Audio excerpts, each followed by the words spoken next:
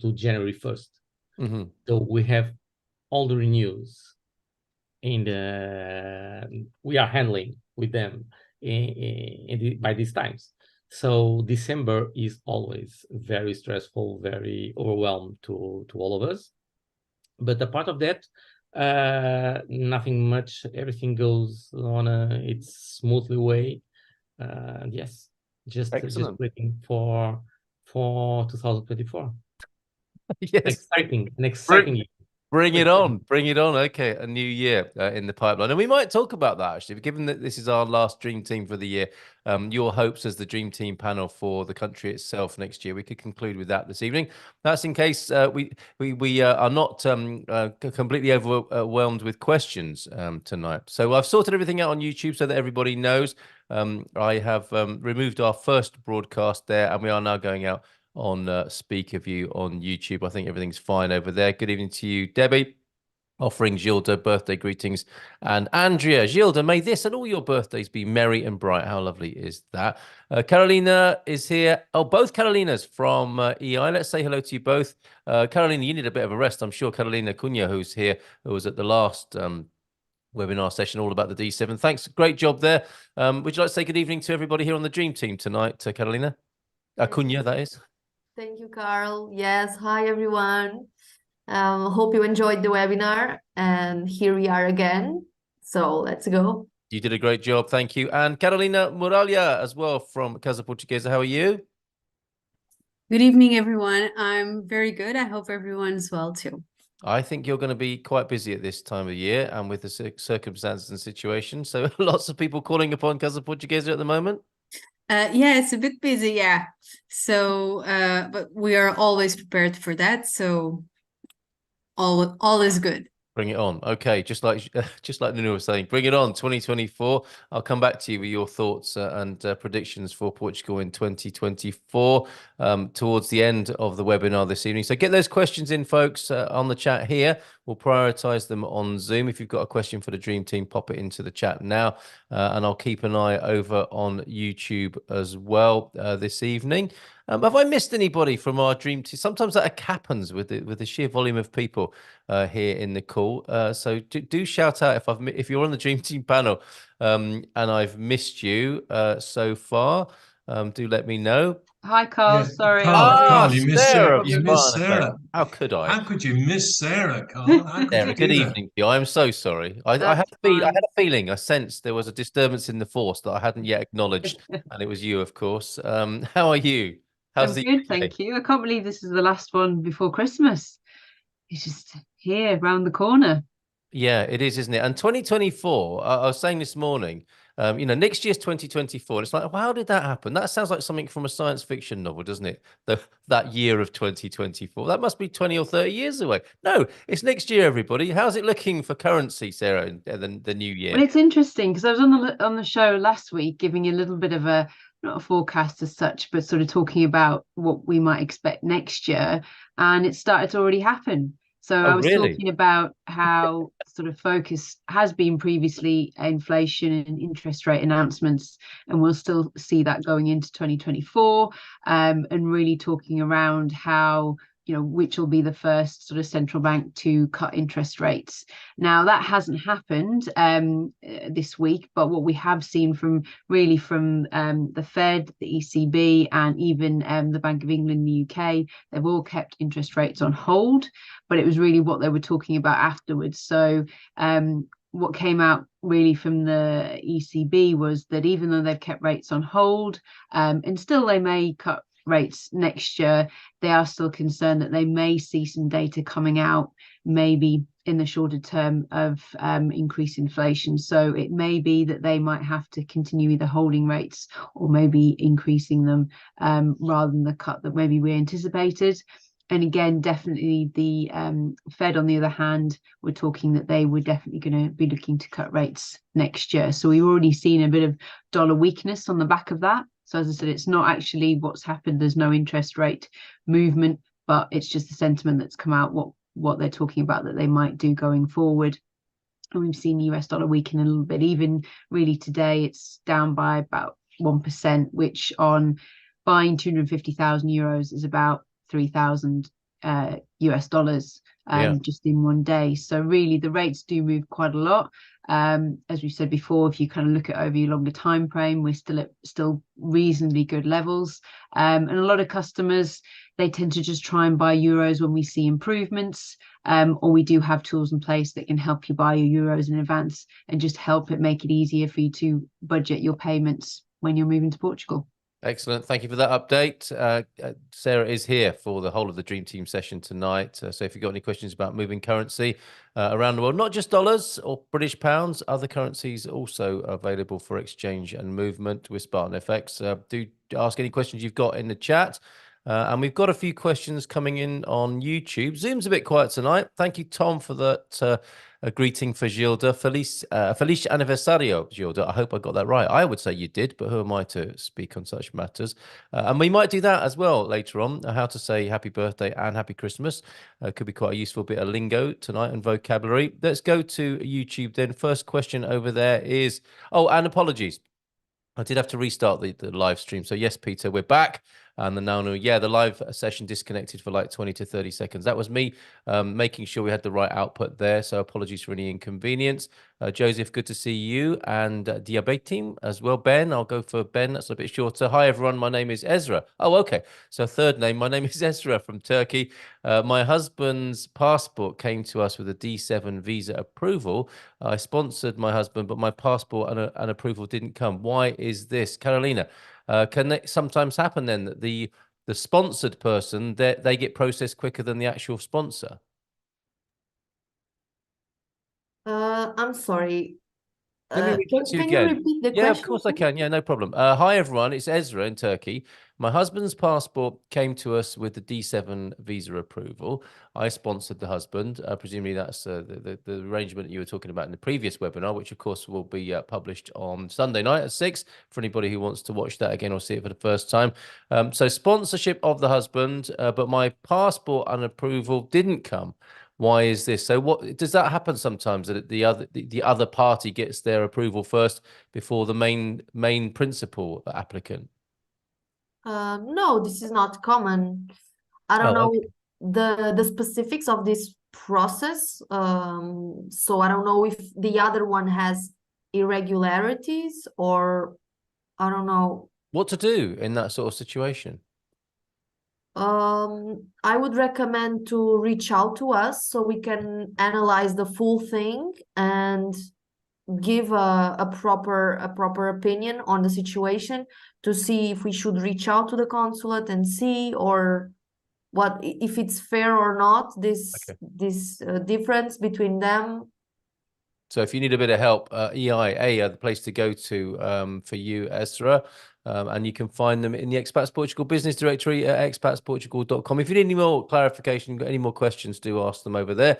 Jose, good evening to you. I have my Article 15 family reunion appointment with the CEF office in Santarém, Aima, on the 8th of January of next year. Do I need an FBI background check for an Article 25 or proof of no debt to finance us? Muito obrigado. Happy 18th birthday to Gilda. Very good.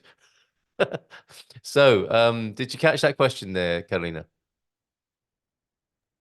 So is the FBI background check needed for the Article 25? First of all, Jay says Article 15 and then Article 25. Can you clarify that first of all? I think he's talking about the Article 15 okay. only. So that was a typo.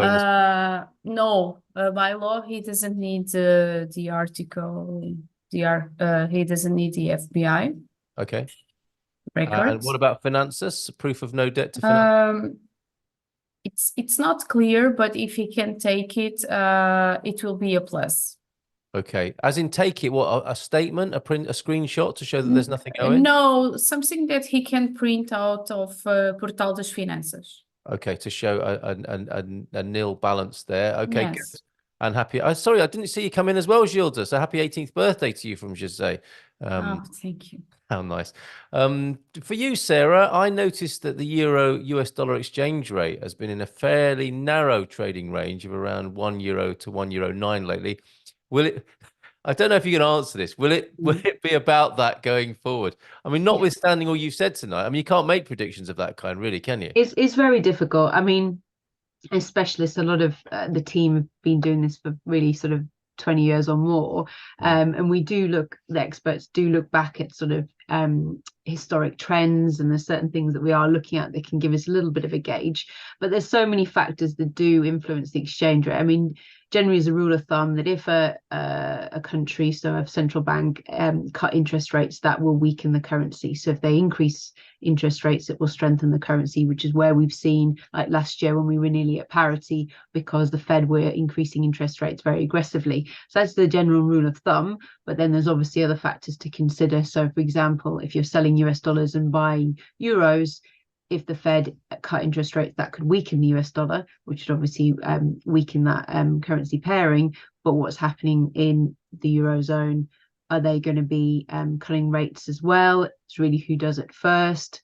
There's other factors as well. I mean, there's even still the Ukraine-Russian war that's going on in the background. There may be other things, other data that comes in about the state of the economy. So there's lots of factors that we consider, even though some things we might have an idea of how they might turn out, if that makes sense. Okay, so there you go. Nice try, Tom. But you can't make these sort of predictions. Thanks, Sarah, for that. Peder, I'm going to have to practice or maybe have a drink before I try to speak Welsh this evening. We'll do that later on in the webinar when we find out about people's predictions for the new year and some Christmas greetings in Portuguese as well ahead of our Christmas quiz next Thursday evening, the last webinar of the year. Let's go back to YouTube. And as we expect, NHR questions tonight. So Carolina, Gilda, will scheduling a VFS appointment before the end of 23 allow someone to apply for the NHR in 24? Asked Joseph Fisher. Or is a lease also required for this? It is a question that's been asked before, but it will be a question that will be asked again, I'm sure. What do you make of that, Carolina? Well, we still need to see the final version that will be published. But if the transitory regime really was approved as we think it was the last proposal, the appointment should be done until the end of this year, even if the appointment is for a later date. But the appointment or at least request of appointment on some cases that deal directly with consulates and not through VFS, that should be fulfilling at least one of these criterias. Okay, thank you very much for that. Yeah, Joseph goes on to say, if so, does the lease for the NHR transition have to begin or be registered in 23, or can it begin or be registered in 24? So when should the lease begin? I don't believe this government. So I would play saver, and I would do the lease agreement this year. Okay, thank you. And another one, this is with Joseph still, could a VFS appointment scheduled before the end of 23 and obtaining a NIF in 23 be sufficient to qualify for the NHR transition? Yes, the more the better. But I would get the NIF. But get the lease. Get the NIF, get the lease, and get the appointment. All right. So they won't have anything, blah, blah, blah, blah, blah, blah. Here it is. We have it all. Yeah, which kind of connects us to the next question. Keep the questions coming in, folks, on Zoom, if you will, so we can make sure we don't leave them all to the last minute and then run out of time. Happy birthday, Gilda, from Vicky. And Shelley asks, could you use a virtual address for the NHR? I know it will be very bold, is the word you use, but would they actually check if you live there? You don't want to be creating those sort of problems for yourself as an immigrant coming into Portugal, do you, Gilda? Well, it depends. What do you mean by a virtual address? Given that the word bold is being used, I'm thinking Shelley might be suggesting you don't actually live there, or it's not your address. But I don't know. Clarify that for us, Shelley. But certainly we can't encourage any. If you want to rent some place before you move, and you are not actually going to live there before you move, well, if you rent a place and if you pay that place, yes, that address is yours and the contract is registered and everything is legal. So there you go. Okay, I hope that answers your question, Shelley. But my concern was around the word bold, so do clarify for us. Hamad, good evening to you on YouTube. Hi, people got residence cards in 2023 under Article 89. can they apply for the NHR in 24? The family? Not sure. Hamid, can you add to that? Oh, No, yeah. no. Can you please repeat? I was Oh, okay. like Hi. hearing- The people who got a residence card in 23 under Article 89 can apply for an NHR in 24. And Hamid goes on to say, under NHR status, if we don't qualify for income generated, do we still have to submit NHR declaration with the IRS? Oh, that's a separate sort of question. But that first part, does that make sense to you now, Gilda? If he got a visa on 23, yes, he can apply for an HR on 24. Okay. All right. Thank you for that. But Ah. but I would change the address into a Portuguese one. Yeah. In 23. Okay, there you go. For you, Hamid, there. I'm an Indian citizen, says Samkit, and have applied for the D8 visa in Budapest, Hungary. Is this enough to apply for the NHR in 24, or do I also need the lease as well? I would advise you to get the lease. Okay, and again, it's a similar question from Rebecca with the NHR and leases. Would a lease, Gilda, would a lease in 24, but signed before December the 31st of 23, be enough to make you comfortable? If it starts in April or May, but signed in 23, does that sound good? Sounds a bit tricky. Pushing it a bit. Okay, Rebecca. I want to keep. I mean, we don't know is the answer to doing. We're playing it safe. You're taking. No, we are playing it safe. Yeah, right. This is just me because I like to be cautious. How do you say? Cautious, yeah, and it Yeah. would be you that would be causing the disappointment ultimately if you gave the wrong advice. So I understand why you want to play it safe and braces. I keep trying to figure this out, says Debbie. Good evening to you. I want to make sure.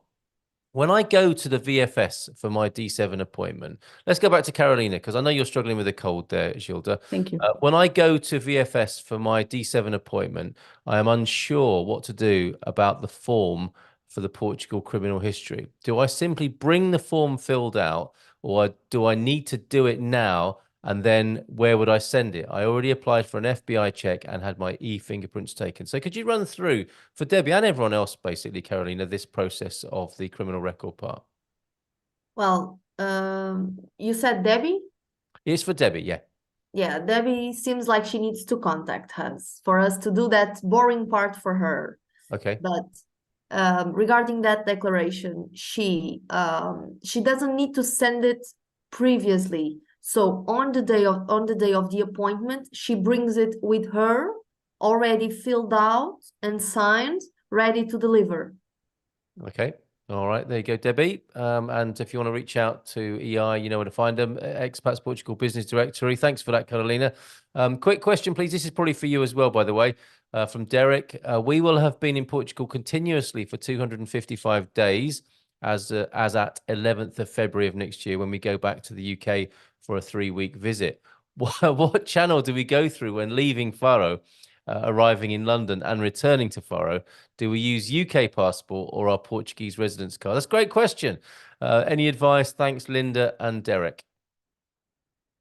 It's been so long, I can't remember. I'm sorry, I can't help you there. In this case, depends for what. If they already have the residence cards, they already should have applied to the NHR and still can, I believe, if they fulfill the other criteria. I don't think this is for NHR. This is for which lanes to use for arriving in London and returning back to Faro here in Portugal.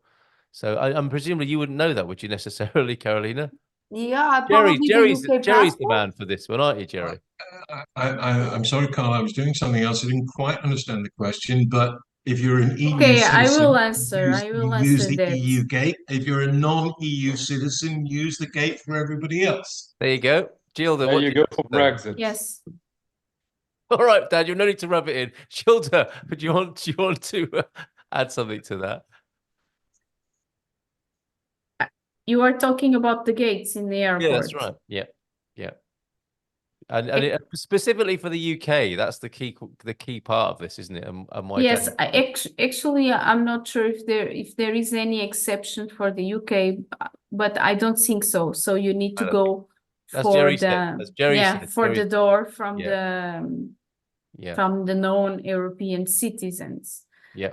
That's And what you just to have yeah, it's like Daniel said, that's what you chose when you choose Brexit.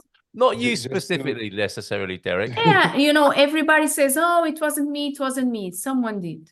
So Okay. well more than 50%. So it's All right, just- everybody, just calm to down. add to the conversation, you always need the residency permit to get in, but to get Yes. out, you need the passport. So the residency permit will not allow you to just travel. You always need the passport for international travel.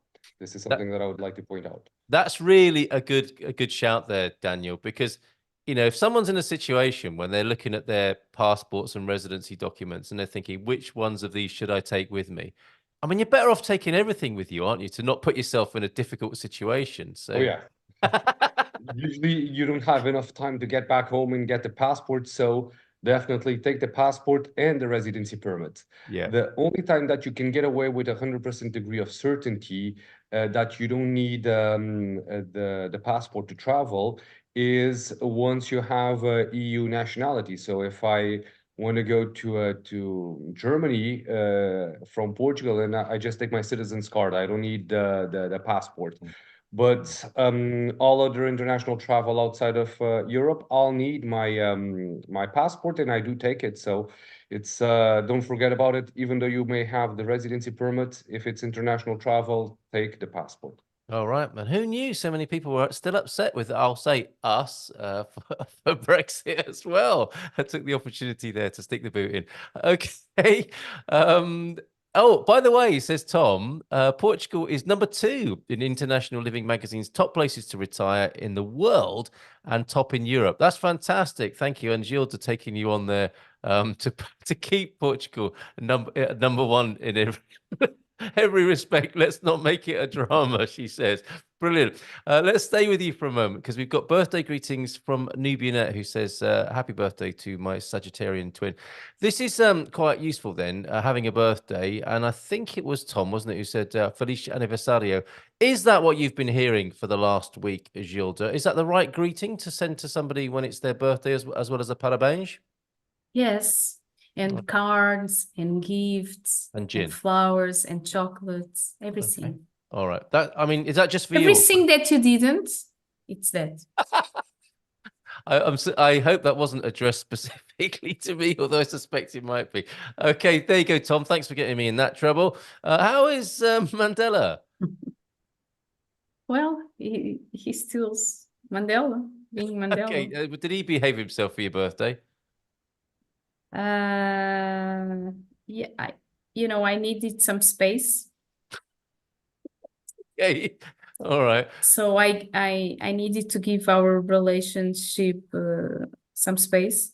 So You're talking about Mandela now? yeah. Yeah, okay. Yeah. Yeah, all right. So he went to the hotel for 3 days because I had 3 parties and I didn't want to leave him alone today at home. Yeah. Because he would destroy my home. And then it was my birthday and I didn't want to get annoyed. No, fair enough. So yeah. So he's having a nice time at the hotel. What a He legend. does. Okay, brilliant. In Welsh, it would be pen blwydd hapus. I'm going to go for Gilda Feliz Aniversario. Very different there. And from Anovo, which will be saying something similar to that, won't we? Bon Anovo soon. Anovo says the submission of the e-visa asks to submit that form request for criminal. This is our fella from before, isn't it, as well? I think we answered that, did we not, before, about the e-visa asking to submit that the form request for criminal record inquiry by the Immigration and Border Services, or is it enough to bring it to the actual appointment and not submit it with the e-visa? Should we just go over that again one more time, Carolina? Yes, no problem. The consulates depend, each one is different. Some consulates demand that you deliver, that you upload all the documents, like all of them. And some others are more liberal about it, and you can just submit 3 or 4 documents so you can book your appointment, which will be probably in a few weeks or months ahead. So it's normal that you book it and then you start gathering the documents. So some consulates are more reasonable than others, and this declaration included some demand that you already uploaded from the beginning, and others don't care as long as you, when you go to the appointment physically, you bring it with you. So it's hard to say, depends on where. Okay, there you go. That was for you, a novel. And I finally saw, thank you, Arthur, for this question. I finally saw an available VFS appointment. And when I add my family member's wife, 2 kids, the available appointment, oh, sorry to see this, Arthur. The available appointments turn into unavailable. How do you recommend I proceed? You recommend that me and my wife do the individual D7 filing, but how about the kids? How to approach that, Carolina? Well, I've been facing this problem, and everyone, I don't know, VFS is a very old and weird website. There's a bug about that. So if you put more than 1 applicant, you can't find slots. So you need to do 1 by 1. First you do yours, then your wife's, then the kids, 1 by 1, and you'll be able to get it. Okay, you'd think, wouldn't you? Steph might say to one of these digital nomads on a D8, do you think you could help us out? Yeah, they that need little the assistance. They do, don't they? Okay. We have Rebecca asking, what is the easiest way to contact Casa Portuguesa? I think we'll have Carolina Muralha getting in touch with you by direct message there. I think it's in the business directory, but not seeing it right now. Oh, never mind. Found the link for Casa Portuguesa. Okay, so that's sorted out. Alex as well, that's sorted out. Fantastic. And I think that's everything over on Zoom. As I said, please get your questions in over here on Zoom, because we could run out of time. And this is the last Dream Team session for 2023. Let's pop over to YouTube. Thank you for all your questions over there. And we've got Joseph. Oh, that's a good question, Joseph. We've helped you out with a few answers already. You make the point in the last session. She said that the final version of the law would be available on December the 14th. Well, technically, yes. And I've checked with everybody tonight, with Carolina, with Gilda, and with Daniel. There is no word as yet on this date. I mean, it is December the 14th, of course, and that's when we did expect to hear something. And as was mentioned in our last webinar, you will be the first to know. As soon as we do find out, we'll make a statement. In fact, a memo may emerge from EIHQ as well, and EPHQ, just so that you'll know what's happened. But there is nothing to say. We don't know of anything that's come from the government on this day when it was meant to, but we will keep you informed on that. Michael is asking, what is the deadline to register release? Is it October the 31st or December the 31st for the NHR purpose? We are playing better safe than sorry with this, aren't we, Carolina? There isn't an official date. You just have a recommendation for that, right? Yeah, well, for the rental agreement to be used alone, again, if the transitory regime happens to be the one published, the rental agreement alone, registered in the tax office, can be used if it was done until October 10. After October 10, you need to have something additional. So either the proof of appointment, your kid enrolled in school, well, one of the other listings, plus the rental agreement. So in that case, on a safer note, we still don't know for sure when would be the limit, but for 2024, I believe it would be fine. For it would be safer to sign it this month and start it to be in force December 2023, but most likely if it begins on 2024, it would be okay, but we still don't know. Okay, thank you very much for that, Carolina. Good stuff. Okay, I'm keeping an eye on YouTube. I'm keeping an eye on Zoom as well. This memo is already being looked forward to by Rebecca, who asked, if I'm a premium member, will I automatically get an email saying what the final word is from Parliament, or do I need to sign up somewhere? As you said earlier on, Jerry, right, it's going to be in the forum. There will be an announcement on the website and in the forum, right? we'll put it in the forum, and we'll also put it on our mailing list. So if you already received our mailing list, you're subscribed. If you're not receiving our mailing list, you can go on our website and subscribe. Excellent. Thank And you for then that. you will, we can't send you an email if you haven't given us your permission to do so. Great. Okay, that's really helpful. Thanks, Jerry. Connie, boa noite, Gilda. Because of the fantastic support provided by AEI and Casa Portuguesa, my D7 application was successfully submitted to the Vancouver Consulate in November. It can't be overstated. It couldn't have happened without you. What lovely feedback. I'm now waiting for the visa. If the address on my NIF is not updated until 24, because the visa is issued to me in 24, will I still be eligible to apply for the NHR? Muito obrigado. Well, in this case, the person already applied, so the proof that they had the appointment should be enough. Okay, And great. depends on as well if they have a rental agreement before October 10, which they probably did. That one could also be used alone. So most likely, yes. Okay, thank you very much. Karen, for that. What I would say is when you have the visas on your passports, please send them to us to see if we can change the address with your visas. Okay, that's wonderful. Cheers, Yoda, for that extra information. Diana has a question for you, Daniel, and this is on citizenship, which you manage for people, of course. This is a question for you, Daniel, with respect to submitting a citizenship application, grandchild of a Portuguese citizen, and this is during 24. What are your thoughts about timing? Any issues related to the government uncertainty in Portugal? Will the registry operations be affected? That's a good question, isn't it? So there's a delay anyway. I think the last time we spoke about this, it was 2 years. Do you think the change of government will affect that as well, and the focus on the election year? I don't think so, to be honest, because the solution for this would be to hire more people and to have the workload distributed for more registries. And that doesn't seem a likely possibility for the time being. And even if they do so, let's say that they hired people from June onwards. It takes time to train new people for that job position.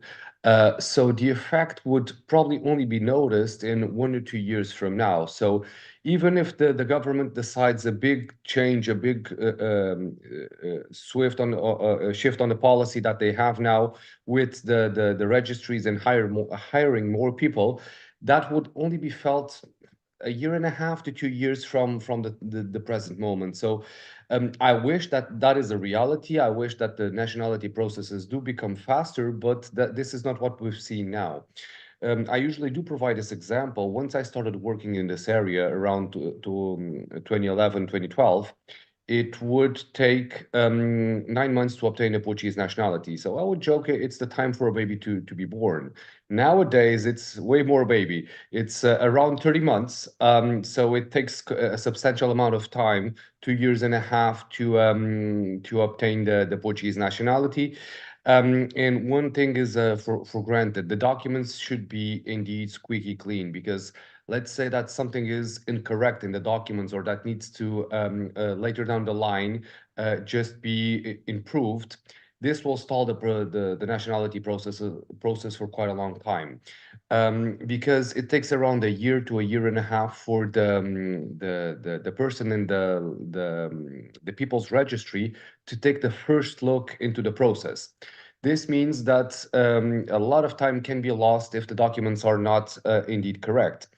Nowadays, one of the things that is improving, it's not all bad news, is the submission by lawyers of the nationality processes online. So nowadays, we are indeed submitting the processes online, and we're seeing things speeding up a bit, because at least we are the ones scanning all the documents, organizing the information, and basically digitalizing the information for the registry. So a portion out of the work that is indeed done or was done via the registry is nowadays being done by lawyers. So things are a bit more expedited, but still, I don't think that we'll see an overall decrease on the times. Probably a plateau, and eventually a slow down decrease, or a slower decrease in the timing. So those are the news that we have for the Portuguese nationality at the time. the biggest advice that I have is start learning Portuguese from the get-go, because even if you get your Portuguese language test approved on year 3 or year 4, or even on year 1, it doesn't expire. You won't need to take the test again. So please, please, please, if you want, your objective is to obtain the Portuguese nationality, start learning Portuguese from the get-go. Brilliant. Great answer. Thank you, Diana. Sorry, it's not better news, but worth asking that question. Cheers, Daniel. Great answer. I've overlooked Shari as well. So forgive me, Shari. You're here from Greenback and always available on the Dream Team sessions to look at American tax filing. Shari, good evening to you. Hi there. Good to see you. Oh, I think you're breaking up a bit as well. Hello? Hi there. We haven't got an excellent connection with you, but good to know you're here. Of course, as your strapline says there, never worry again if your US expat taxes are done right. For those people looking forward to filing in both US and Portugal next year or sometime within the next few years, they can rely on you to do so, can't they, at Greenback Tax Services. Can you try us one more time and see if you've got a better connection? Hello? Oh, that's better. Excellent. Oh, okay. How are you this evening? I'm good. Hello, everyone. It's an absolute pleasure to join you today. So, if you guys have questions about your US expat tax filing, feel free to send them to Expats. Excellent. And to the point, Shari, here for the Dream Team session. It is the last one of this year, but we expect to see you next year as well, Shari. So thank you for Yeah. being here. As you heard there, if you've got questions about filing your US taxes while you're over here in Portugal, Shari can help with that at Greenback Tax Services. Thank you very much for being here. Rebecca says, you're all great. Even if we don't ask you questions today, folks like Nuno Insurance, I'm really glad you are here for us. Thanks. He is a reassuring presence in the background. Don't worry. I'm going to ask him about how to say Happy Christmas in Portuguese in a little while and a Happy New Year, and also find out what his hopes are for the country for the new year. I'm imagining Gilda might hope for more staff at SEF and IMA, similar with Daniel at the registry there, but we'll see. We'll see when we ask them what their predictions and hopes are for the new year. Let's have a look. Thank you for that compliment anyway, Rebecca, and pointing that out. Thank you for your comments, Tom. Let's go back over to YouTube now and the chat over there.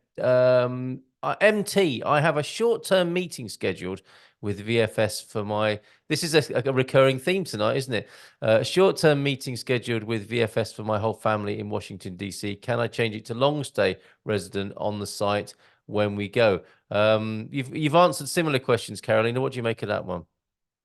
Yeah, I would say it will not be a problem, at least hasn't been for our clients and for the experiences that we come across. You'll just tell them that there were no other appointments available and they will know, they are used to it.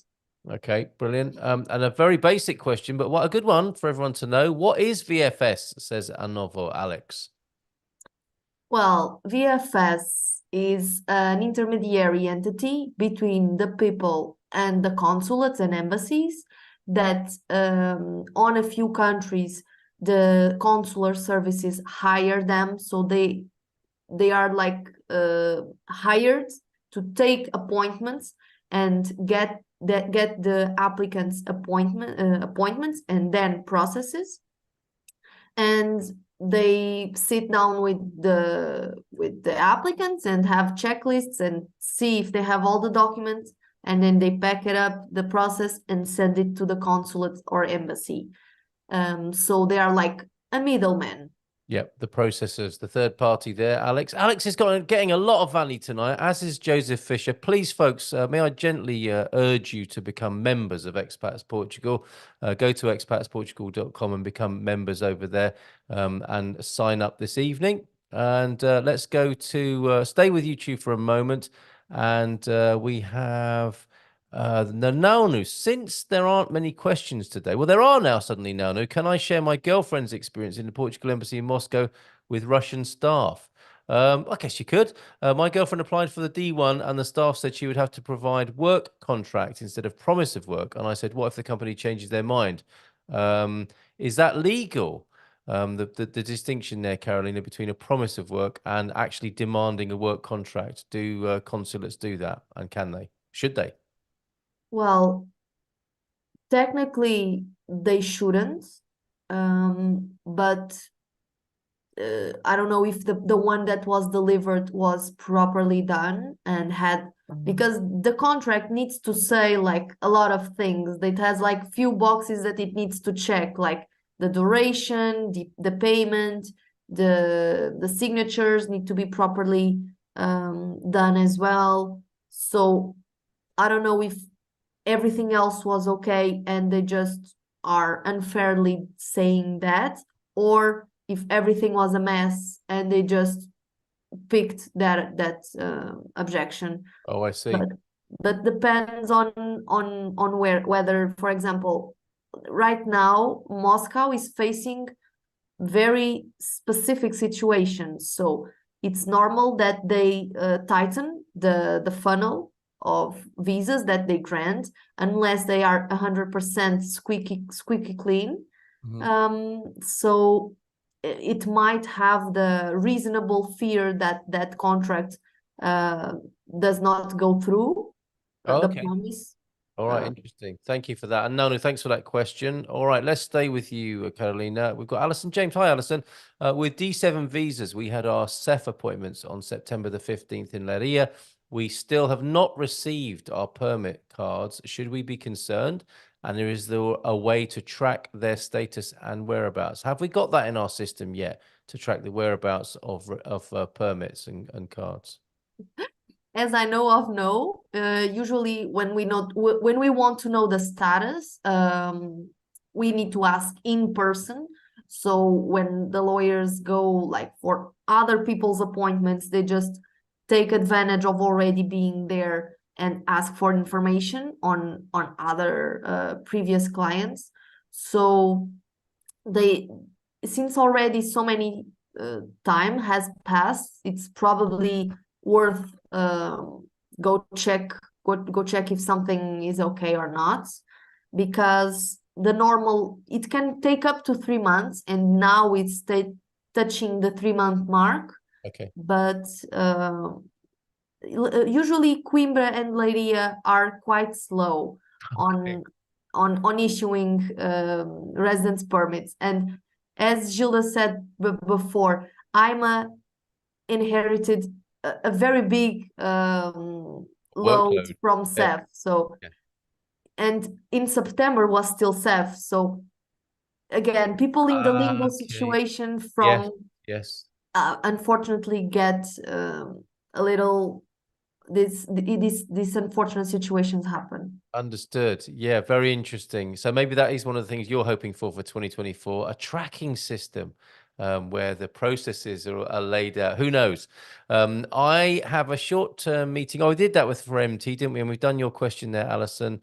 Oh, and yeah, connected then with this transition from CEF to IMA. Hello, says Johan. Good evening to you. I used the old CEF website to renew my residency card. Do I get my card?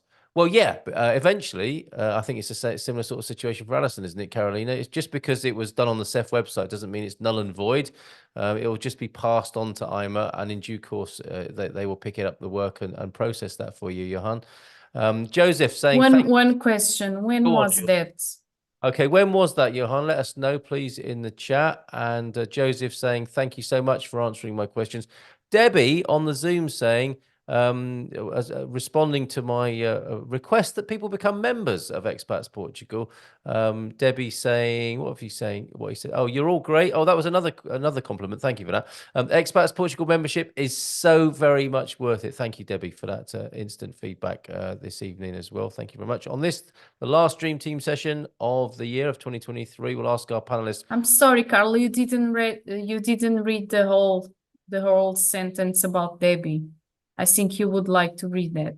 Well, it says click Carl's link and get 30% off. I'm not aware what link that is, but I might have there might be a flurry of people trying to find my link to do that. We're not doing a 30% off tonight, are we, Jerry? I don't know what. I'll add there. We actually have started a holiday sale today. An email alert's just gone out, so it should be arriving in people's inboxes. But it is 30% off. Oh, it is okay. There's an offer I didn't know I was giving tonight. It's a special sale for Christmas. Our gift to everybody else. Right. Oh, I thought it was a joke. Sorry. Well, it's a good joke. Everyone's laughing. I think there, aren't they, with 30% off. So there you go. Thank you for Now that. there's no excuses not to join us. Absolutely. Take part in the holiday sale and sign up tonight. So let's see who finds out. Oh, and Alex is already a premium member. Well done, Alex. Good man. Anyone else want to join this evening? How about you, Joseph? Yeah, we appreciate your comments there on YouTube and questions tonight. And here's another one, actually. Is a contrato accomodato or a promissory agreement acceptable proof of accommodation for the NHR transition period? And D7, can EI assist with obtaining these? Carolina?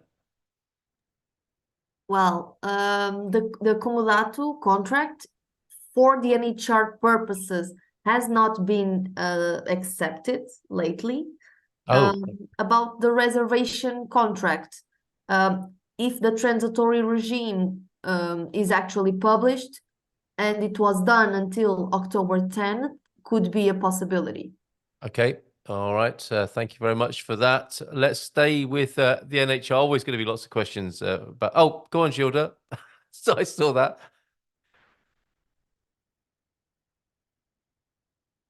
She's having trouble unmuting. Yeah, Oh, lots of trouble tonight. I have an idea. uh-oh. Okay. 30% is enough. Come on. The comodato All is right. not accepted Yep. for the NHR. But if you bring the comodato to the junta de freguesia and ask for an atestado de junta, they will give you an atestado de junta and the tax authorities will accept that to change the address for the NHR. There you go. Nice. All right. I'm sure Joseph should be happy with that there. Let's move on to MT. I will have the final deed. Thanks, Gilda. I will have the final deed for a purchase on a house in San Bento. Congratulations, in December 22nd, along with the proof that we've been paying for the kids' school since August. Should that be enough for the NHR? Are you both, Gilda and Carolina, waiting for each other there? No, I didn't understand the first part, but just with the school, yes, you should be good if this law is going to be approved. And the final deed is happening on December the 22nd there. Okay, for MT. When I'm applying, ask Joanna, for Portuguese citizenship, maybe we're going back to Daniel for this one, I should submit my birth certificate, attest apostille. My question is, can I attest it now by apostille and submit it after 2 years? That's part one of the question. What do you make of that so far, Daniel? Is it so? The question is regarding the birth certificate, isn't it?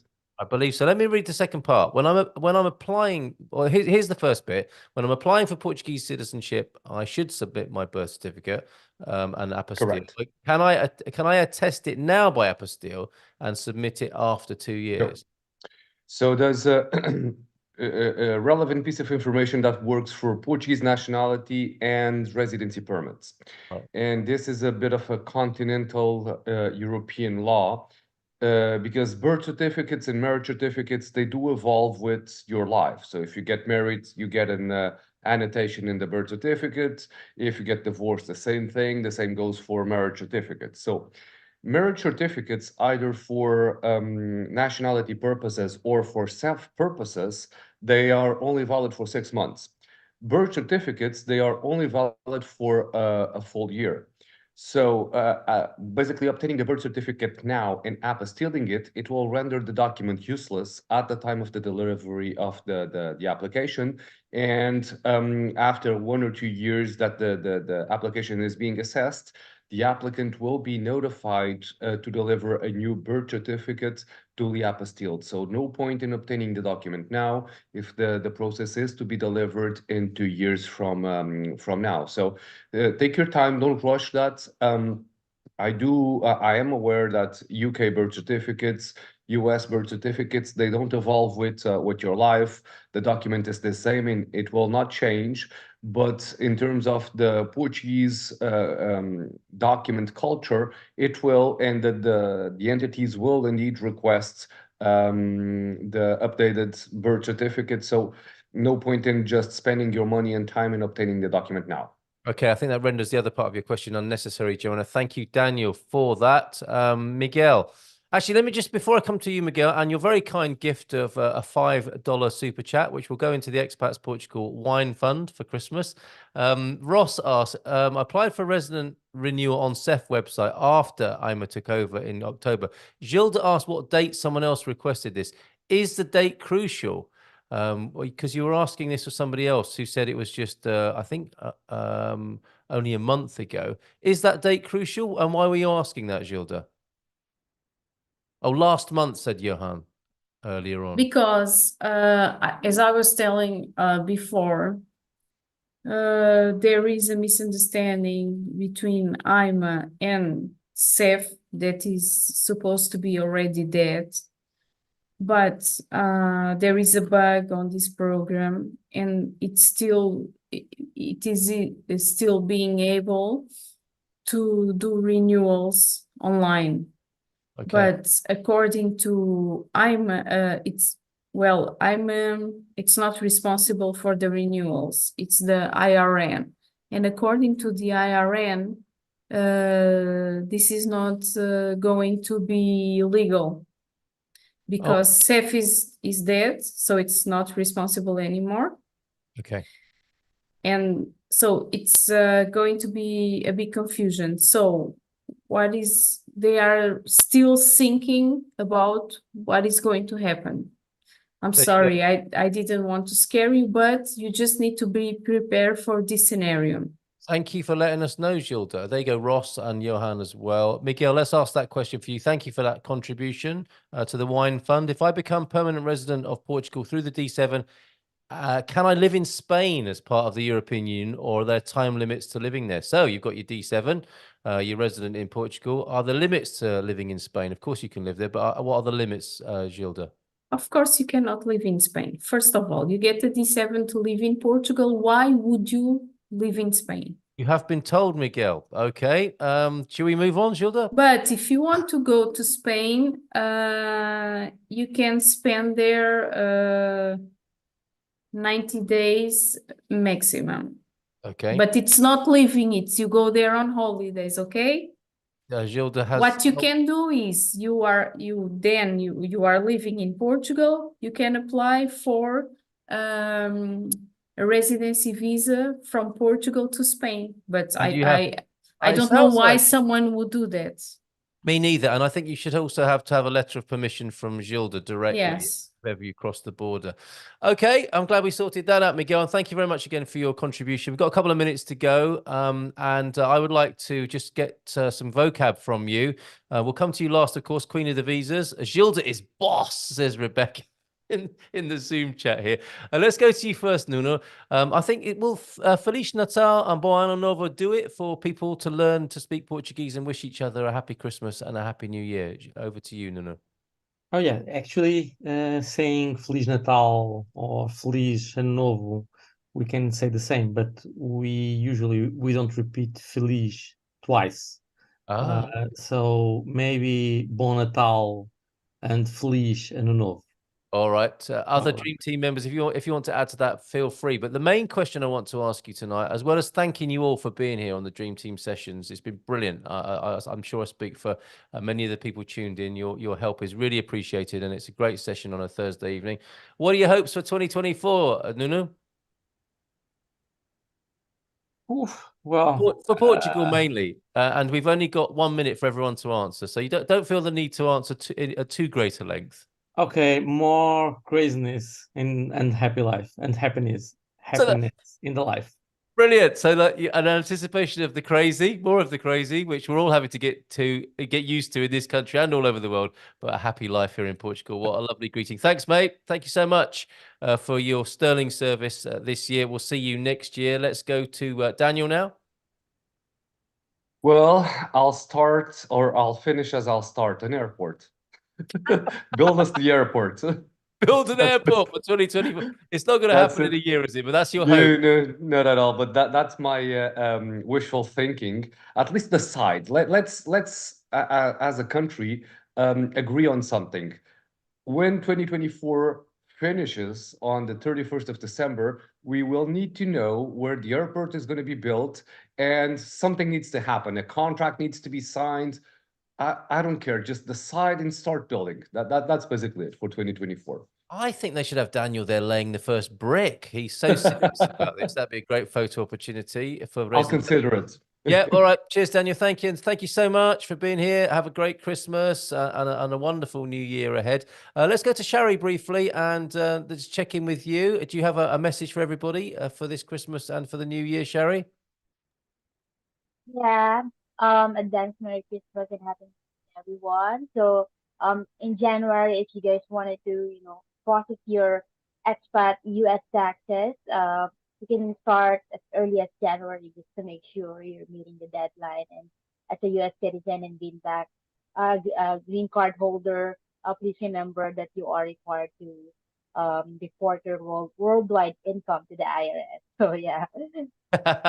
Excellent and nicely done. Great to have you here and have a great Christmas yourself and New Year. Excellent 24.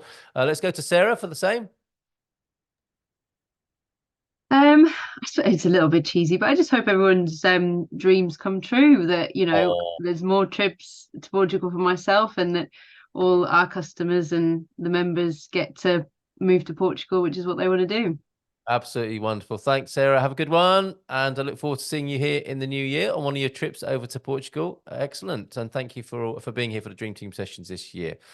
Ciao for now. Carolina Muralha from Casa Portuguesa. A nice, happy Christmas at the traditional Casa Portuguesa, sung by Amalia, perhaps? What I would wish for this year? Yeah, absolutely. For my clients' benefit, I would wish that the prices of the housing market would go down. Excellent. That is my wish for 2024, for the prices to go down a bit, so everyone can find their home in a more economic way. How wonderful. Thank you so much. Thanks for being here. Have a lovely Christmas yourself and a very happy 2024 to you. Carolina Cunha, over to you. Well, I would wish that everyone that wishes to come to Portugal, that finally has that dream come true and can manage to do their D7s, their D8s, whatever visa they choose, and manage to fulfill that dream. I'm agreeing with Sarah and wish them a lot of trips all around the world, but especially Portugal. And for us Portuguese, the other way around, all trips around the world to meet their lands, because it's also very knowledgeable and well, to enrich ourselves. Very good. A works trip, at least to the United States next year as part of your wish list. And thank you for that. Wonderful for wishing the best for the clients and the community here. Thank you, Carolina, for that. And thanks for being here on the earlier webinar and the Dream Team session and all the other earlier Dream Team sessions for this year. So finally, Queen of the Visas, what are your hopes for 2024?